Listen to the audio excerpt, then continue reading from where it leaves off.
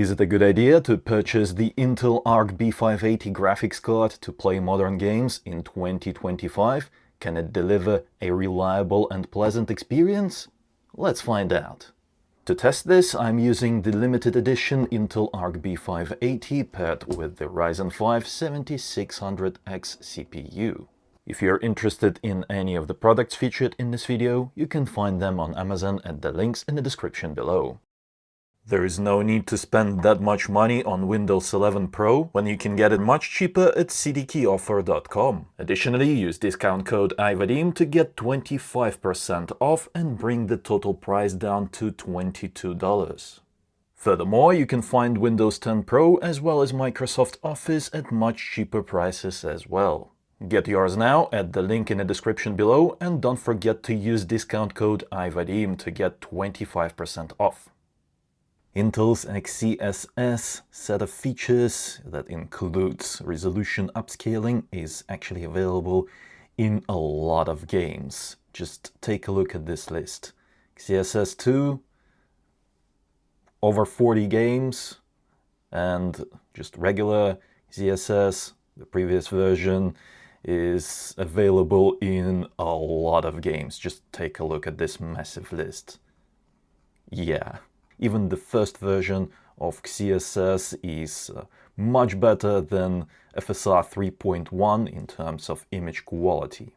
That said, if we compare that to the number of games that NVIDIA's DLSS supports, then, Intel is pretty much in the same boat as AMD, because NVIDIA just dwarfs both of those vendors in terms of resolution upscaling support with their DLSS, which is available in pretty much every game, while XeSS as well as FSR 4 is only available in a, much smaller number of games. Resolution upscaling is very important in modern AAA games. Without it, you can't really enjoy them at high enough frame rates and high image fidelity. Let's start with Cyberpunk 2077. This game has been around for a while, but it still gets updates, including XeSS 2 update. It's the latest version, so let's take a look at it, shall we? We are at 1440p, let's use high graphics quality preset, shall we? Yes, high graphics quality preset, and there we go. Intel's XeSS 2.0. Let's start with native resolution. Hold on, how do we... So we can't enable native resolution using Intel's XeSS 2. Interesting. Okay, let's select the Ultra Quality then. The Ultra Quality mode is comparable to DLSS Quality mode. Different names, a little bit confusing, but it is what it is. Intel decided to do it this way. Let's disable film grain, as well as motion blur, as well as other things that make the image blurry. Right, and field of view set to 100. Also, let's lower the crowd density setting, because the Ryzen 5 7600X is not the fastest CPU, and this setting is CPU intensive. Okay, in terms of image quality, this actually looks quite good, although there are certain issues with finer details, such as, for example, that palm tree over there. Yeah, the foliage is not looking so good. Compared to DLSS 4, it's worse. But other elements, yeah, they look pretty good. I mean, this is a decent quality resolution upscaling solution.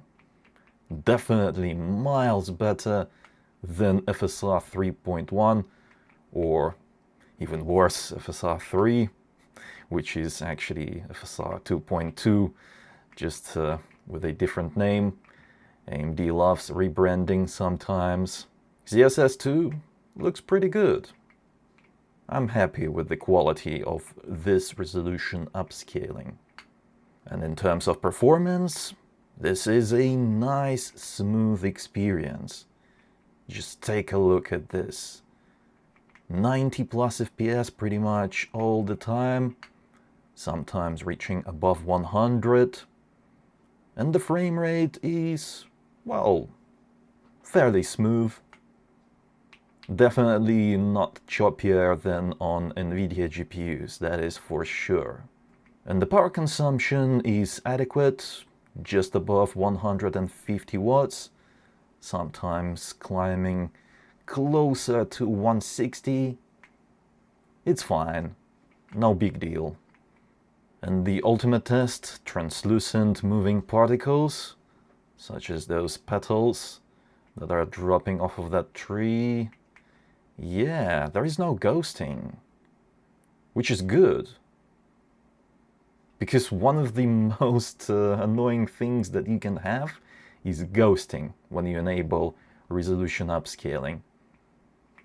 But this version, it's handling those kind of effects like a champ. No ghosting. That's a huge plus. While we're at it, let's take a look at frame generation.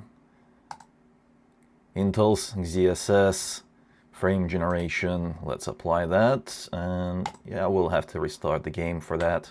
Ignore the frame rate graph for now because it is kind of broken when we enable frame generation, CapFrameX application that I'm using to display all of these things. Yeah, it's not really a friend when it comes to frame generation.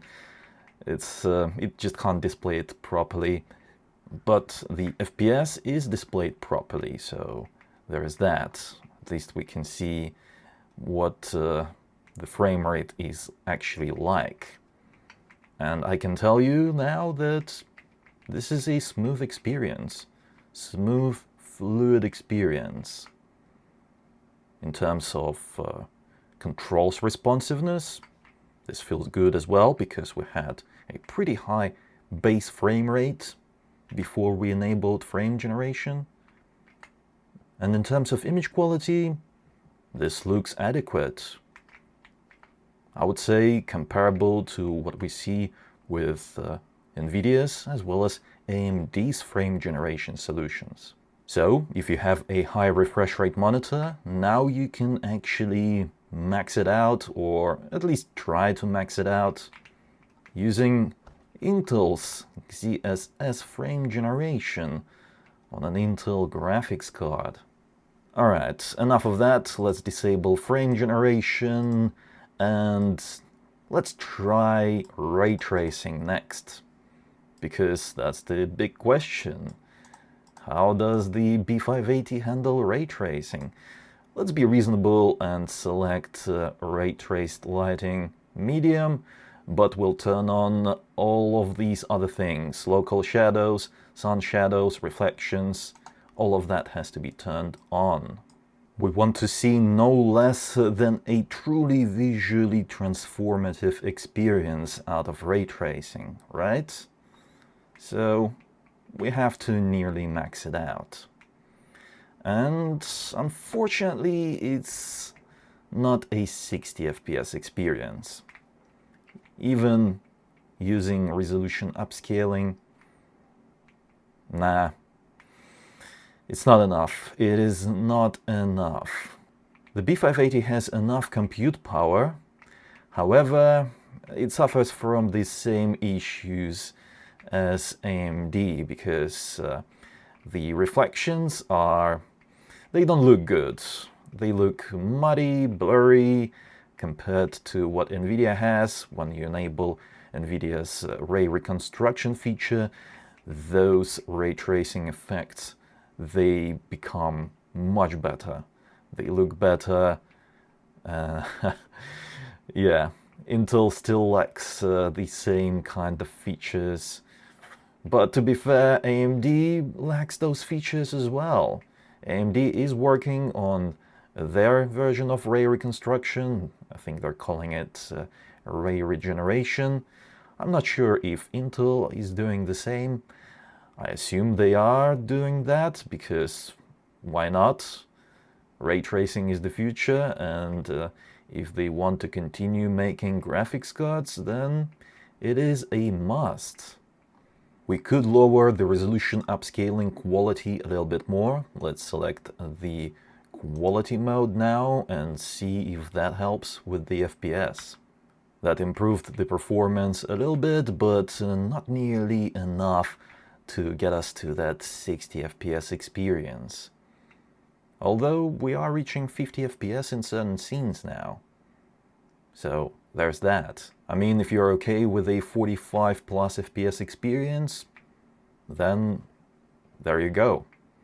You can play this game on the Intel B580 with the ray tracing enabled on a 1440p monitor, of course with the help of resolution upscaling, but XeSS 2 quality mode looks decent. It is definitely usable. I can't spot any significant image quality degradation issues, so it's pretty good, I would say. No ghosting still. Those particles, they look good. Yeah, Intel definitely has some things going for it, and XeSS 2 resolution upscaling solution is one of those things.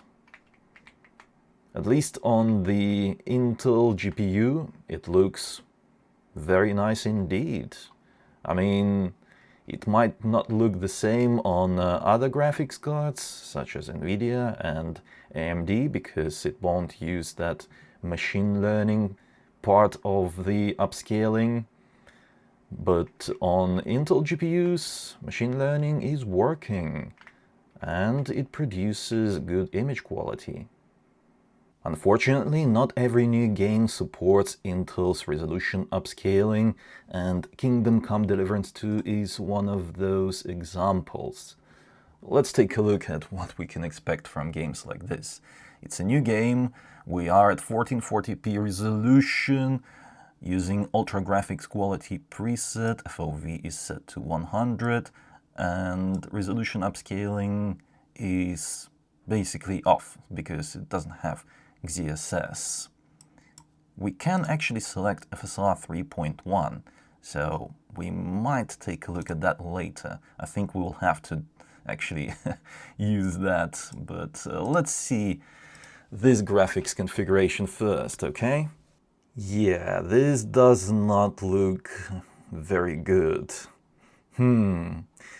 Here's one of the main reasons why you want your games to actually support resolution upscaling solutions from these companies, is that it doesn't only do resolution upscaling, it also handles anti-aliasing. And because, just standard anti-aliasing is horrible, yeah, it doesn't look too good compared to DLSS 4 and FSR 4. There is shimmering on those fences that are far away, so basically anywhere where aliasing is happening, the standard anti-aliasing solution is just not doing a good job. And obviously all of the finer details, such as grass and leaves, are not looking sharp and clear. They're just blurry, okay? It's the same thing that I was complaining about with FSR 2 as well as FSR 3. FSR 3.1 is slightly better, but still pretty horrible in that regard. But it's still better than just the standard anti-aliasing solution. So I think we'll have to actually turn it on. Let's try it. FSR 3.1, native anti-aliasing enabled. Yes, the picture is slightly clearer now, and there's fewer surfaces where I see shimmering and flickering. This is better. In terms of performance, I don't think this is enough, because we're getting dips to 30 plus. That's not good. So we'll have to actually do something about it. We could lower the graphics quality, or we could actually use resolution upscaling. Let's try lowering the graphics quality first. We'll use the high graphics quality preset now. Alright. This is better, but still not a consistent 60 FPS experience. So even lowering the graphics quality is not enough to deliver a smooth, pleasant experience in this game. Take a look at this. We're dropping to around 50-ish FPS in more demanding scenes, and there will be even more demanding scenes than this one in this game. Eventually we'll get there. I haven't reached those yet, but yeah, we need a little bit more room to breathe when it comes to GPU compute power. So we have to actually use resolution upscaling in this game as well. Let's select FSR 3.1 Quality mode. And now this is a good experience in terms of frame rate. But because we're using FSR 3.1, obviously the image quality is now worse. The image looks softer. Yeah, compared to other modern resolution upscaling solutions, FSR 3.1 is lagging far behind. It is outdated, it doesn't look good. FSR 4 as well as DLSS 4 are miles better. Honestly, I don't think it's even worth using FSR 3.1. That is, if you have an alternative, of course. I mean, if you're just choosing your GPU, if you are not stuck with something already, of course, if you're stuck with it, then, you know, you can't really do anything about it. But if you have the option, if you can choose a different GPU, a newer RDNA 4 graphics card, that's RX 9000 series, or even better, RTX 50 series from NVIDIA, then yeah, in terms of image quality, that's going to be much better. And with NVIDIA, yeah, DLSS has a much wider adoption. It is available in a lot more games compared to Intel's XeSS as well as AMD's FSR 4. It is a massive difference. The only problem is that the RTX 5060 is equipped with just 8 GB of memory, whereas the B580 over here has 12 GB. And 8 GB is not enough in modern games, even for 1080p gaming, let alone 1440p gaming. Of course, you can find workarounds and lower texture quality where necessary, but it's not a pleasant experience, and there's just too much hassle, too many troubles to go through if you're using RTX 5060 to play the latest titles. Clair Obscur Expedition 33 is a recently released game. It's built in Unreal Engine 5, so it is quite GPU demanding, which makes it perfect for testing the B580. And this game runs a benchmark to recommend some graphics settings when you run it for the first time, and here's what it came up with. High graphics quality preset, XeSS set to ultra quality, which is slightly higher than DLSS quality mode, but I want to check it out, like, what are we being recommended here? Let's take a look. Also, Intel's Xe low latency is enabled. Yeah, that's a mouthful. I'm not used to pronouncing that yet. That was the first time I actually pronounced it. It doesn't quite roll off the tongue. Intel Xe low latency. What the hell? NVIDIA's, what is it called? Yeah, Reflex. That's easy. Anyway, let's jump into the game. I don't think that recommendation was correct, because this does not look good. 30 plus FPS? Really? 40 plus in other scenes? No. This is not good. It doesn't feel good. We have to fix this. We need to improve the performance, and I think using resolution upscaling set to quality mode is the way to go, because this is now comparable to DLSS quality mode. This is much better. At least it's playable now. Well above 45 FPS, sometimes reaching 50 plus. It's not super smooth, because it's below 60 FPS, but at least it's an acceptable level of performance, in my opinion. I mean, it's playable already, but we could actually lower some settings even further to get a higher frame rate. This just shows that in GPU-demanding games, the B580 is showing its age already, especially if you want to play on a 1440p monitor. But it's not that much better at 1080p either. From what I could tell from, watching other content creators testing this thing, comparing it, this graphics card actually does better at 1440p in terms of the compute power, that is.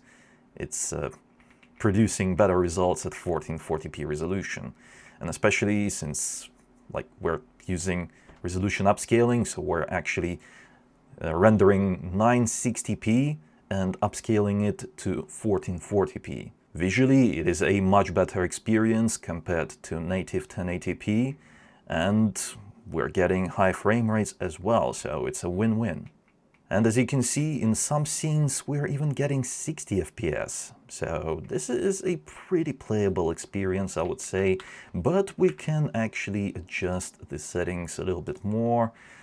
Let's select a lower upscaling quality, XeSS Quality mode, and let's see if that will be enough to push the FPS closer to 60. In this particular scene, yes, we are at 68, 69, nice, even 70 FPS sometimes. But that doesn't last for long, because in more GPU demanding scenes, we're still getting dips below 60. Oh, 46, 44, 45 FPS. Let's load into this other area, and yeah, we're still hovering at around 50 FPS, and there are dips to 48, 49 sometimes. But this is a more stable, more pleasant experience than we had with the previous graphics configuration. And the image quality is decent. I mean, it's usable, so there's that. We could lower the graphics quality a little bit more. Let's use the medium graphics quality preset paired with XeSS Quality mode. Okay, now we're talking. Take a look at this. 60 plus FPS experience. Oh, I spoke too soon. Yeah, we just dropped below 60 briefly there. But let's see. Let's do this fight and see what happens during the combat. Let's select a skill. I haven't played this for a long while, so I think this one looks good. Yeah, let's target. And the FPS does drop below 60 sometimes, but this is still a good experience. And because this game supports the latest XeSS, the image quality looks pretty good, even while we're using resolution upscaling set to quality mode. Lastly, let's check out Doom: The Dark Ages. This is a new game that has some ray tracing effects turned on by default. They cannot be turned off, so having a graphics card with a decent ray tracing performance is actually quite important to run this game. Going forward, we could see more game developers going the same route by introducing ray tracing effects by default and with no way to turn them off. So I think it's important to take a look at this game, and it does support Intel's XeSS, so that's good. We won't be using path tracing because that is just way too much for the B580 to handle. We'll use the Ultra Graphics Quality preset, which is not the maximum. The maximum is Ultra Nightmare preset, but Ultra is still looks good and it is very GPU demanding. Just out of curiosity, let's start at native resolution, without any resolution upscaling whatsoever. Yeah, this doesn't look too hot, does it? Especially compared to previous Doom games. This one runs way worse. No doubt because of that ray tracing requirement. Yeah, the game looks good, I mean, I'm not gonna deny that. But the FPS? No, this is not good enough, so we'll have to make some adjustments. And the first thing we should do is use resolution upscaling. Let's set it to Ultra Quality to mimic XeSS Quality mode. This is better, but not fantastic. 50 plus FPS. It's playable, but in this game, I really want to see 90 plus FPS. Ideally, but 60 plus FPS is good enough, I would say. Although, you can still play this game like this. I mean, there's nothing wrong with 50 plus FPS. But I think we should try making this experience slightly more fluid. I don't know, maybe we should lower the texture pool size a little bit and then lower the overall image quality to high. Let's see what happens then. That texture pool size doesn't really affect much, and it appears that lowering the graphics quality hasn't improved the performance that much either, so we're still at 50 plus FPS. Not good, not good. So it appears that the only way to increase FPS in this game is to lower the resolution quality. I guess we'll have to do that. Let's select XeSS Quality mode. That is barely enough to get us really close to 60 FPS. But let's see, will we get a dip below 60? In certain scenes? That is a good question. Let's enter an arena and take a look at the... Oh, actually we didn't have to do that because even in this location right here we had something like 40 plus FPS already. And here's the arena, 50 plus FPS. Let's go. 60 plus in other scenes. It's not horrible, but come on. I expect better. Obviously, this isn't purely GPU's fault. It's also down to the game developer's choice of using ray tracing. But this is the future of modern games. I think that we'll continue seeing games like this one right here, with ray tracing enabled by default. As a result, it is important to have a graphics card that can handle it. And the only way we can improve the performance even further without dropping the graphics quality by a lot is by using resolution upscaling. Let's set it to balanced. Alright, now the performance is slightly better, and we're looking at around 70 FPS.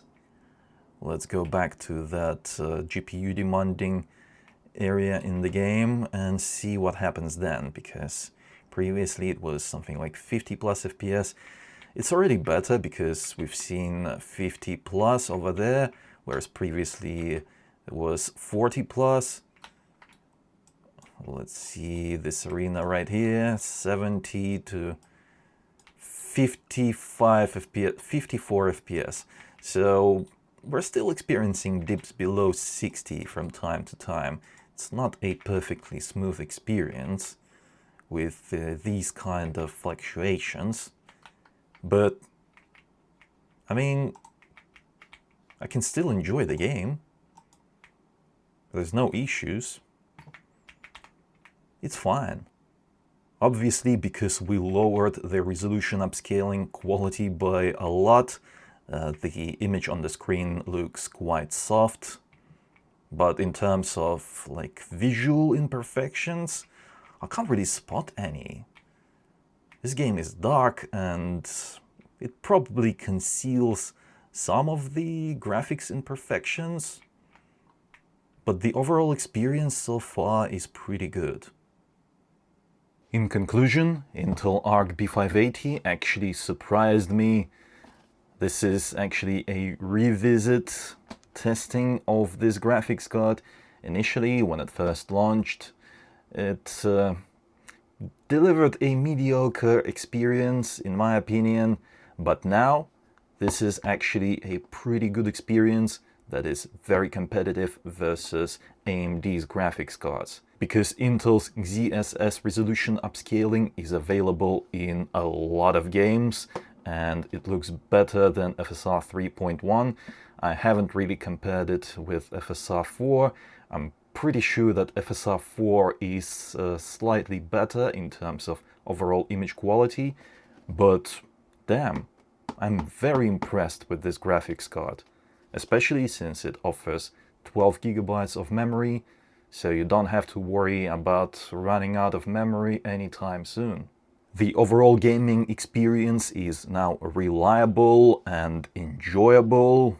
I haven't experienced any driver issues or any issues running games. They run smoothly. Of course, Intel still has a lot of work to do catching up to NVIDIA's feature set, but damn, this is actually a good graphics card now.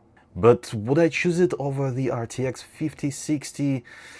It's such a difficult question. I mean, I honestly don't know. It depends, because I really hate 8 gigabytes on the RTX 5060. But in terms of features, that graphics card offers much more. DLSS is in many more games compared to Intel's XeSS. NVIDIA has both Intel and AMD beat in that regard, but if you're just looking for a decent graphics card that won't give you too many headaches in terms of, managing that memory, then the B580 is actually a decent choice, because for 1080p gaming, you do need at least 10 gigabytes right now. I would say that's the absolute minimum, 10 gigabytes. And this graphics card has 12 gigabytes. So that's gonna be good for many years to come. I guess what I'm saying is that this is a good graphics card now. However, with, uncertain future for Intel, we just don't know if they'll cut the GPUs out completely. We could see them discontinue them and stop working on the drivers the way they do now. Who knows? It's just uncertain at the moment. Uncertainty is not a good thing. So if you're planning on keeping this graphics card for many years and keeping the resale value as well, then this is a gamble. I wouldn't say that it is a super risky gamble, but it is a gamble nonetheless. If you want safety, stability, then go with either NVIDIA or AMD. However, if you don't care about that, then the ARC B580 is a pretty good graphics card to buy right now. It works well, it's smooth, it works reliably, games just run okay, and the ray tracing performance is okay as well. It's not fantastic, but it's decent. That's what I think about the ARC B580. Let me know in the comments below, what do you think about it? Would you give the Intel graphics card a shot? Let me know. Furthermore, if you found this video helpful and enjoyable, don't forget to reward my work with a like. That helps out a lot, and I really appreciate it. If you're interested in any of the products featured in this video, you can find them on Amazon at the links in the description below. Also, subscribe for more videos like this if you haven't already. It was I, Vadim. Until next time.